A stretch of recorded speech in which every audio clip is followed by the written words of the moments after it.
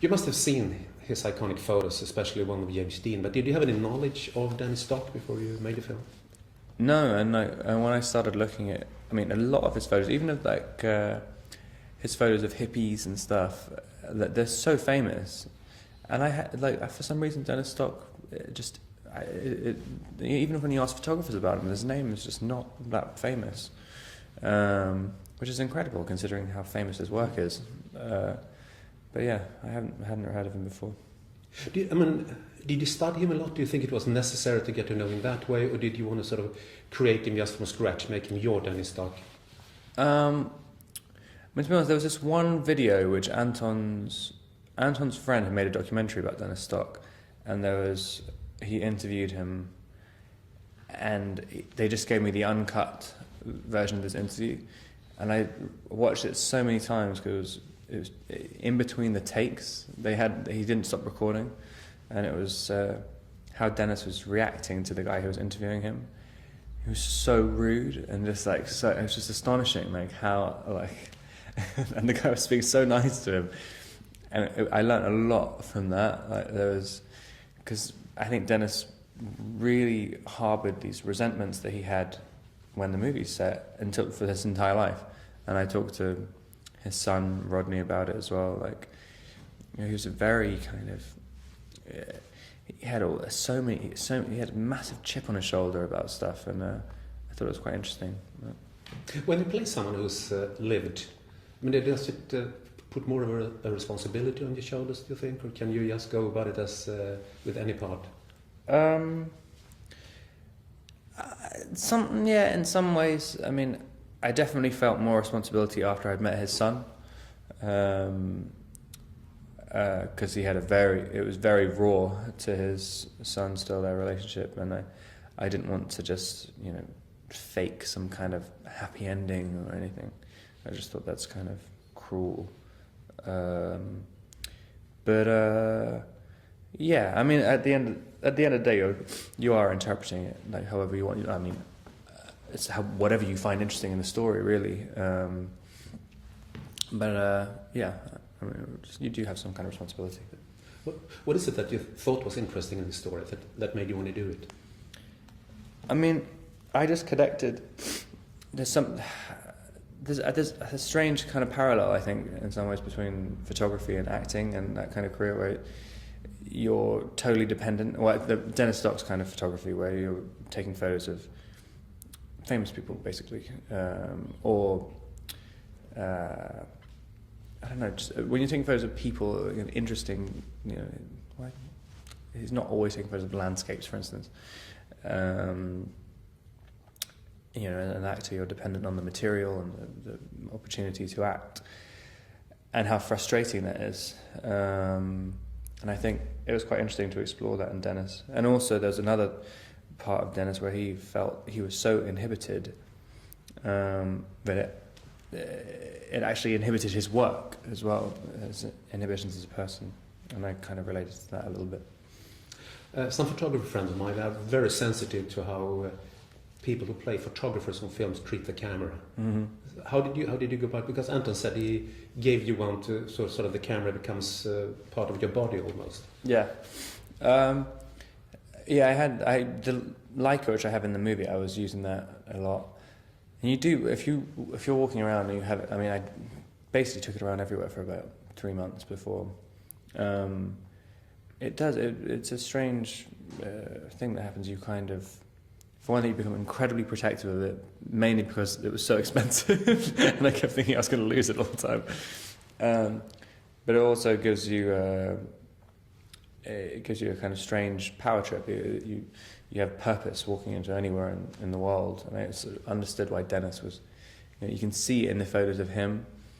He loved that that power when you can cover your face and take from the subject, but they have to be open to you, and I think he really enjoyed that. And also, photography is still so important. I mean, that a photographer says more than 1,000 words. I mean, it still goes, really. Definitely, especially now when people can barely read. It's sort of, It says about a million words. No, but also you see all the photographers that change sort of the course of the world. Sometimes you have a stills photography, and that causes people to react politically all over the world. Definitely.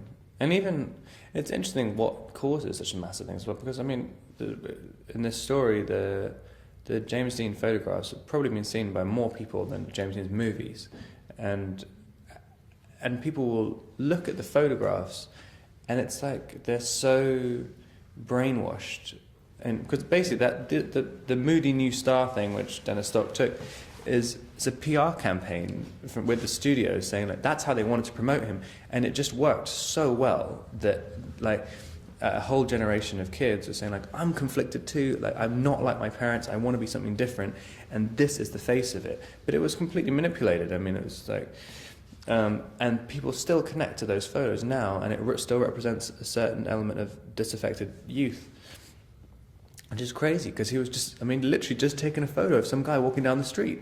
And there's nothing else to it. Like, and it was a cool photo. And there's the mood in that photo. That is yeah, definitely. That's why that's what I loved when we were shooting that. It's just it's so odd. Like, I mean, because you can't, how could he possibly have thought that would happen afterwards? Like, I mean, ever in a million years. What did James Dean mean to you? Did he mean anything for you as an actor when you started in the business? For you? I mean, really, I didn't connect to him like Dane connected to him. I mean, I definitely had a period where I thought he was really. I always just thought he was like kind of cool. I never had a much deeper connection to it. I mean, but I liked him as like a stylist. You know, things about camera technique and just sort of, you know, how you could get a certain tone through, you know, your body language and stuff. But I don't know. I never really had a particularly deep connection with him. No. Not like Dane then. Who had, Dane really worshipped him. Yeah, like really meant something to Dane. What do you think that, I mean, the comparisons between the film industry then in the 70s, in the 50s, and today, do you think has much changed the way the industry treated James Dean and the way they treat young actors today? I mean, I think it was kind of breaking apart then, right when I think Dean basically broke how actors before that were treated, because he was sort of impossible to contain, and then all the other actors wanted to imitate James Dean afterwards.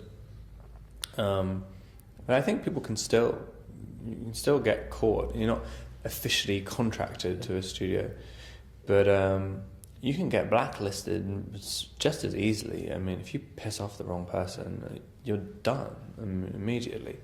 Still, the industry is still controlled by very, very few people, and you have to play the game. Do you consciously try after the Twilight experience to go sort of to find really other parts that sort of independent films like this, etc.? No, I mean, just the only things that have appealed to me, really. I mean, it's not too much of a conscious decision. I mean, I try not to repeat myself. I mean, and that's it, really. But if I found a really cool thing which was quite similar to something I'd already done, I'd probably do that anyway. Is that like, I mean, do you want to be challenged when you look for a new part? Yeah, and I kind of, you know, you hope that doing something will allow you to learn something new about yourself and you know, see where your boundaries are, and hopefully make you more confident and bring something into your reality afterwards. Can you use what happened, I mean, the Twilight experience, to use that to get parts? I mean, you're very well known after that. You can get through the right doors to talk to people if you're interested in something. I mean, definitely to talk to people, but like really the people who I want to work with, they don't just hire you for the wrong reasons. I mean, at least you can tell when someone's hiring you or someone's offering you a job when they don't really want to offer you the job. And I wouldn't work with them anyway, unless I guess unless you really want to. But it doesn't happen very often anyway, like that. So how do you tell that? You can just tell in the tone. I mean, and it's one of the most depressing things ever. If you like someone and they're just like, yeah, well, if you want to do it, you can do it, and it's like, I don't want to do it then. Has the Twilight hysteria sort of toned down a little bit for you now? Yeah. Well, it's weird. It's either I've gotten older and I kind of just don't see it as much, or I just live a slightly different life. I go to different places. I mean, still, if you go to, I don't know, like, it's just quite random places. It can really spark off a bit of mayhem still. I think I'm just better at dealing with it now. I heard a story about you being on an airplane with 14 Danish teenagers. Yeah, I was on the way back from Budapest. I couldn't really believe that. The Danish hockey team. You're doing. Have you done this Shy Little Leader yet, or are you going to do it? Yeah, just finished. It sounds very interesting. I think it's going to be really good. It's a kind of. That's why I was thinking this year. Everything I'm trying to do is like really. I mean, extremely challenging to an audience. They're kind of, but like not inaccessible, but just. It's like, I mean, Childhood of a Leader is basically a strange kind of thriller, but it's or like a horror movie, but it's about, but there's nothing supernatural particularly about it, and it's a 7-year-old boy who's the lead, but I don't know, Brady has just got a great tone on it. I've never seen anything like it, and the soundtrack's going to be amazing. It's incredibly beautifully shot and stuff. And the beard, that's for a film you're shooting right now, is it? That was for Childhood of a Leader. I literally finished like 2 days ago. Oh, I see. Yeah. Are you located in America or England now, or is it between both? Sort of between both, yeah. I've been in London for a few months and going back to LA in a few weeks, I think. Thank you very much. Thanks a lot.